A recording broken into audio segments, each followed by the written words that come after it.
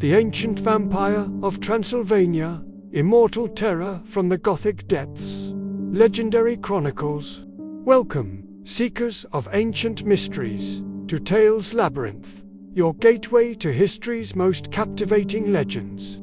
Today, we venture into the shadowy depths of Transylvania to uncover the immortal terror that has haunted humanity for centuries. Join us as we explore the ancient vampire of Transylvania, immortal terror from the Gothic depths. Stay with us until the very end to discover secrets that time itself has tried to bury. First, the ancient castle's dark legacy. High atop the windswept Carpathian peaks, where ancient stones remember whispers of forgotten ages, stands a Gothic fortress that defies time itself. Built by Roman engineers and expanded by medieval lords, this imposing structure towers above valleys shrouded in perpetual mist. Its thick walls, constructed from massive limestone blocks quarried from nearby cliffs, have witnessed countless centuries pass, like fleeting shadows, across moonlit courtyards.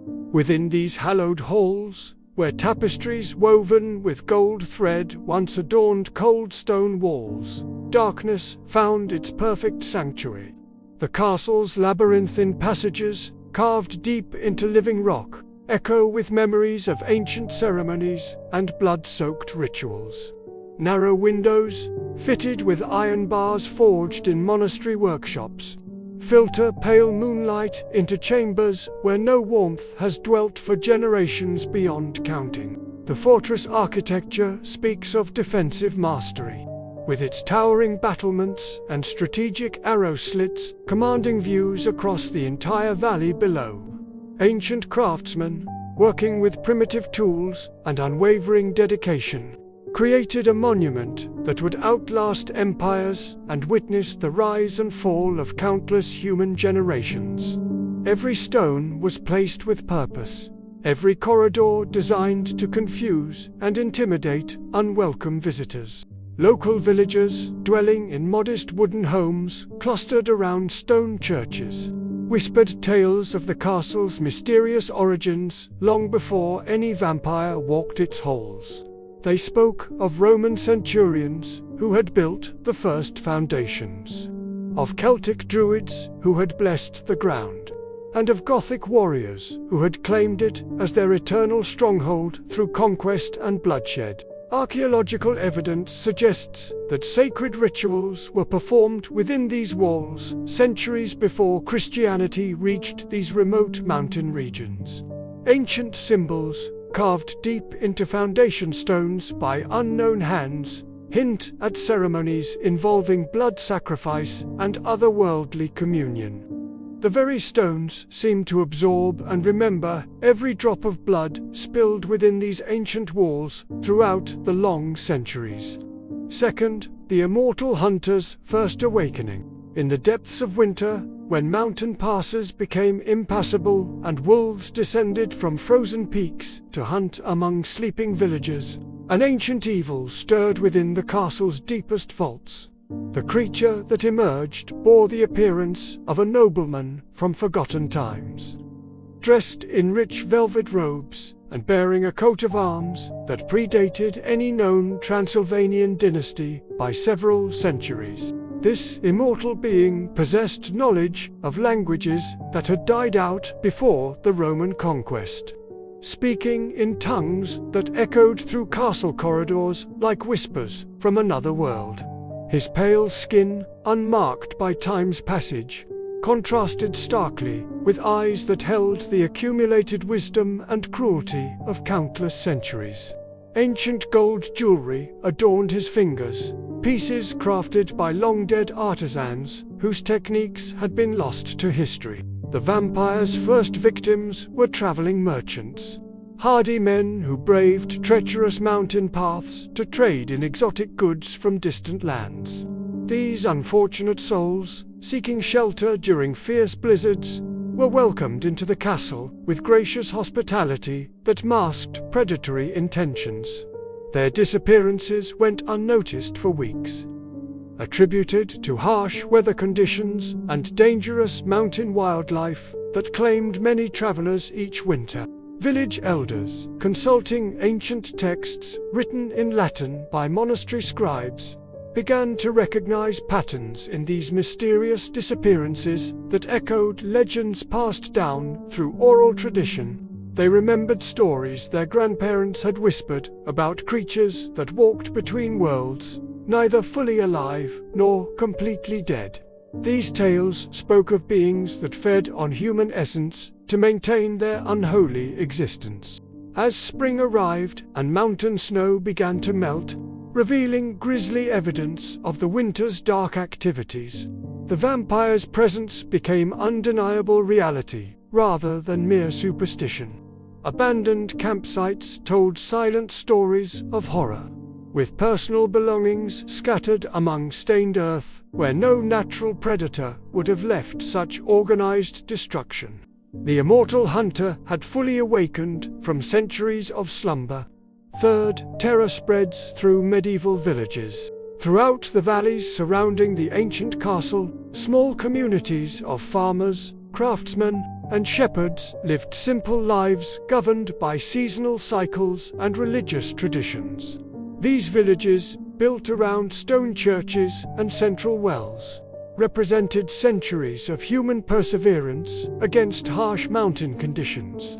Thatched roof cottages lined narrow dirt roads, while workshops filled with hand-forged tools served the needs of self-sufficient communities. When the vampire's hunger grew beyond occasional travelers, village children began disappearing during new moon nights when darkness provided perfect cover for supernatural predation. Parents, discovering empty beds and signs of struggle, found themselves facing an evil that surpassed their understanding of natural threats. Local priests, educated in monastery schools and versed in ancient texts, struggled to provide explanations that could comfort terrified families. The creature's hunting methods revealed intelligence far beyond mere animal instinct, suggesting years of experience stalking human prey through generations of mountain communities.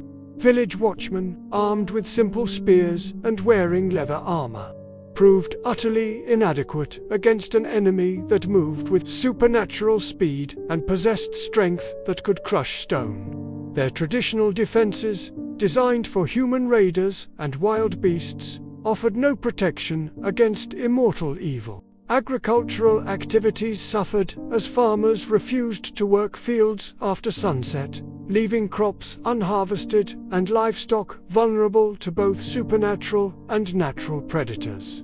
Village markets, once bustling centers of commerce and social interaction, became deserted after dark as entire communities adopted strict curfews. Even religious gatherings were moved to daylight hours as people lost faith in their church's ability to provide sanctuary. Ancient folklore provided the only guidance available to these terrorized communities, with village elders consulting half-remembered remedies passed down through generations of mountain dwellers. They gathered wild garlic from forest clearings, carved protective symbols into door frames using iron tools blessed by traveling monks, and created barriers of running water around their homes. These desperate measures represented humanity's instinctive response to supernatural threats throughout history. Fourth, the blood covenant and eternal curse. Deep within the castle's underground chambers, where ancient Roman engineering had created a network of tunnels and storage rooms, the vampire performed rituals that bound his immortal existence to the very stones of his fortress home. These ceremonies, conducted according to knowledge gleaned from pre-Christian mystery religions, involved complex arrangements of sacred objects and ingredients gathered during specific lunar phases throughout the year. The immortal being's relationship with blood transcended simple sustenance, representing a mystical connection to life force that allowed him to maintain his unnatural existence across centuries. Ancient alchemical texts, written in multiple languages and preserved in the castle's vast library, detailed processes for refining human blood into essential elixirs. These practices combined elements of Roman medicine, Celtic druidism, and Eastern European shamanism into a unique supernatural discipline. Ritual chambers, carved from solid bedrock and decorated with symbols that predated written history, served as focal points for the vampire's dark ceremonies. Stone altars, stained black with the accumulated blood of countless victims, anchored magical energies that permeated the entire castle structure. Intricate drainage systems channeled sacrificial blood through precisely carved channels, feeding the castle's foundations with supernatural nourishment that maintained its timeless preservation. The vampire's curse appeared to be self-imposed rather than inflicted by external forces, suggesting a deliberate choice to abandon mortal existence in favor of immortal power. Historical records, written in Latin by monastery chroniclers, hint at a medieval nobleman who sought forbidden knowledge to escape death's embrace. This transformation required not only magical ritual, but also the conscious rejection of human compassion and natural mortality. Archaeological evidence suggests that multiple individuals may have undergone similar transformations within the castle's walls, creating a supernatural dynasty that ruled the region through fear and blood for numerous generations. Stone sarcophagi, discovered in sealed chambers beneath the main keep, contained remains that showed evidence of unnatural preservation and ritualistic preparation. The curse had spread beyond a single individual to encompass an entire bloodline of immortal predators. Fifth, legends carved in stone and memory. As centuries passed and political powers shifted across medieval Europe, the vampire's legend became woven into the cultural fabric of Transylvanian society, influencing everything from architectural design to religious practices. Stone carvers, working on church facades and public buildings, incorporated protective symbols specifically designed to ward off vampiric intrusion. These artistic elements served both decorative and practical purposes, creating a visual language of supernatural defense that persisted through changing artistic styles. Local customs evolved to incorporate anti-vampire practices into daily life, with marriage ceremonies including specific vows and protective rituals that referenced the immortal threat. Funeral rites developed elaborate procedures for ensuring proper burial that would prevent the deceased from returning as undead creatures. Even children's lullabies contained coded warnings about supernatural dangers, teaching survival strategies through seemingly innocent songs that parents sang beside cradles carved from blessed wood. The castle itself became a pilgrimage destination for those seeking to understand supernatural mysteries, though few visitors returned to share their discoveries with the outside world. Stone steps, worn smooth by countless footsteps, led brave souls up mountain paths toward confrontations with immortal evil. Some came seeking knowledge, others pursued revenge for lost loved ones. But the ancient fortress claimed most who dared approach its gates. Medieval chroniclers, working in monastery scriptoriums with quill pens and handmade parchment, documented encounters with the vampire using careful Latin prose that conveyed terror through understated description. These written accounts, preserved in leather-bound volumes secured with iron clasps, became primary sources for later scholars studying supernatural phenomena.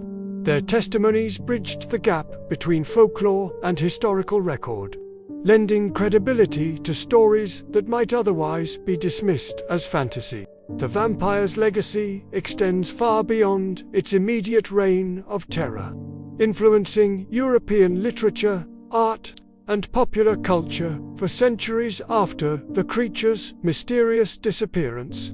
Modern archaeological expeditions, equipped with scientific instruments unknown to medieval investigators, continue discovering evidence that supports historical accounts of supernatural activity.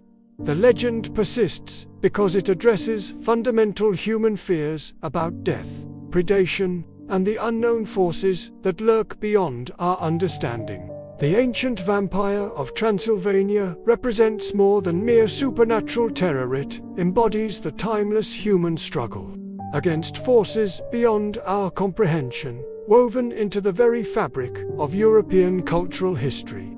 Through exploring these Gothic depths, we've uncovered how historical events, architectural marvels, and cultural traditions combined to create legends that continue captivating audiences across the globe.